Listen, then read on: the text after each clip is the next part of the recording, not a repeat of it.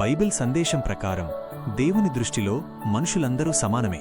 కుల, మత, వర్గ విభేదాలను బైబిల్ ఎక్కడా సమర్థించదు.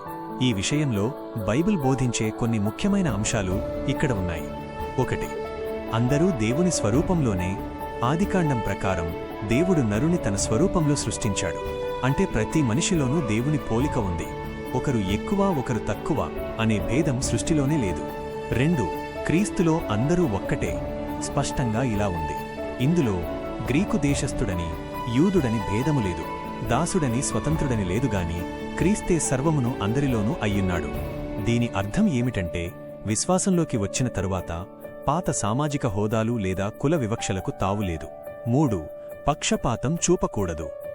యాకోబు రాసిన పత్రిక 2:1-9లో ఒక హెచ్చరిక ఉంది. ధనవంతులకు లేదా గొప్పవారికి ఎక్కువ గౌరవమిచ్చి పేదవారిని తక్కువగా చూడటం పాపమని బైబిల్ చెబుతుంది. మనుషుల మధ్య తారతమ్యాలు చూపడం దేవుని ధర్మశాస్త్రాన్ని ఉల్లంఘించడమే. 4. పొరుగువారిని ప్రేమించు. నీవలే నీ పొరుగువాని ప్రేమింపవలెను అనేది బైబిల్లో అతి ముఖ్యమైన ఆజ్ఞ.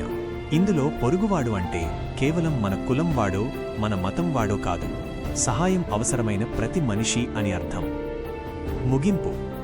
బైబిల్ సారాంశం ప్రకారం దేవుడు పక్షపాతి కాడు. కాబట్టి కుల గర్వం లేదా కుల వివక్ష చూపడమనేది క్రైస్తవ బోధనలకు విరుద్ధం. మనుషులందరినీ సోదరభావంతో ప్రేమించడమే నిజమైన దైవ సందేశం.